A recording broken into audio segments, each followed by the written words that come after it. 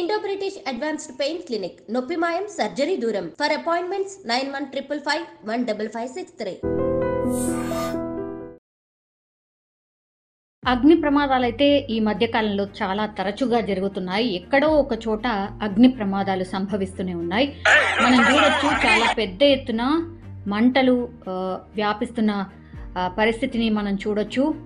ఇది ఒక electric vehicle షోరూంలో జరిగినటువంటి ఇన్సిడెంట్ ఇది. అండ్ ఈ ప్రమాదంలో ఒక మహిళ కూడా చనిపోయింది. అందులో వర్క్ చేస్తున్నటువంటి మహిళ కూడా చనిపోయింది. ఇది ఎలక్ట్రిక్ వెహికల్ షోరూంలో జరిగినటువంటి అగ్ని ప్రమాదం.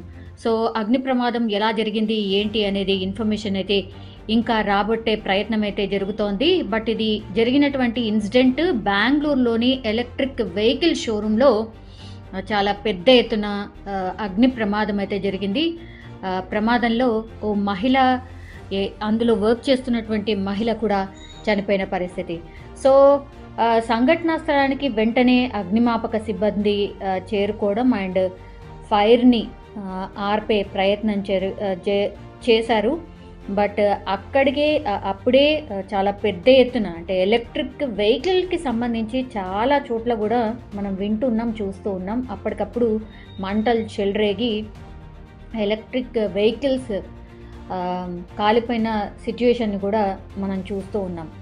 అందుకే ఎలక్ట్రిక్ వెహికల్స్ని కొనాలని గవర్నమెంట్ ఎంత ప్రోత్సహిస్తున్నా కూడా అక్కడక్కడ ఇన్సిడెంట్స్ చూసినప్పుడు మాత్రం ప్రజలు మరి కొనాలా వద్దా అనేటువంటి సంశయంలోనే ఉంటున్నారు. బికాజ్ అవేం తక్కువ కూడా రావట్లేదు. 1,00,000-1,50,000 మధ్యలో ఉంటున్నాయి ఆ వెహికల్ ప్రైస్ కూడా. సరే, కరెంట్తోని చాలా తక్కువ ప్రైస్లో వెహికల్స్ వస్తున్నాయి. చాలా ఎక్కువ కిలోమీటర్స్ జర్నీ చేయొచ్చు. కాస్ట్ చాలా తగ్గిపోతుంది. పెట్రోల్ అండ్ పొల్యూషన్ వీటన్నిటినీ కూడా మనం కంట్రోల్ చేయొచ్చు అనేటువంటిది అయితే ఒక పాజిటివ్నెస్ ఉంది. కానీ ఎందుకని ఎలక్ట్రిక్ వెహికల్స్ మరి మంటలకి ఆహుతైపోతున్నాయి అనేది ఒక పెద్ద క్వశ్చన్ అన్నమాట. అందుకని చాలామంది కొనడానికి ఇష్టపడుతున్నప్పటికీ కూడా వాళ్ళ మనసులో ఒక డౌట్ అయితే ఉండిపోతుంది ఎలక్ట్రిక్ వెహికల్స్లో మరి ఎందుకని కాలిపోతున్నాయి ఎలక్ట్రిక్ వెహికల్స్ అనేది. కానీ ఈ రోజు జరిగినటువంటి ఇన్సిడెంట్ అండ్ ఇప్పుడు ఈ బెంగళూరులో జరిగినటువంటి ఇన్సిడెంట్ ఏదైతే ఉందో మరి షార్ట్ సర్క్యూట్ అని అంటున్నారు. అంటే షోరూంలో జరిగినటువంటి షార్ట్ సర్క్యూటా, లేకపోతే ఇది ఎలక్ట్రిక్ షోరూంలో జరిగినటువంటి ప్రమాదం కాబట్టి మరి ఆ ఎలక్ట్రిక్ వెహికల్లోనే షార్ట్ సర్క్యూట్ వల్ల వెహికల్కి మంటలు అంటుకొని షోరూమ్ అంతా వ్యాపించాయా? ఇది ప్రాథమికంగా నిర్ధారణ కావాల్సి ఉంది. బట్ ప్రమాదం అయితే చాలా పెద్ద ఎత్తున జరిగింది అండ్ ఒక ఎంప్లాయీ కూడా చనిపోయింది. అంటే చాలా పెద్ద ఎత్తున జరిగినటువంటి ప్రమాదం అనే చెప్పొచ్చు.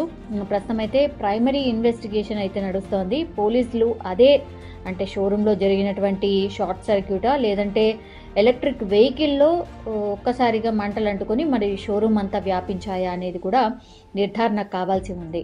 సో ఈ ఇన్సిడెంట్ అయితే నిజంగా బాధాకరం. బికాజ్ పెద్ద ఎత్తున ఒకేసారి మంటలు అంటుకున్నాయి.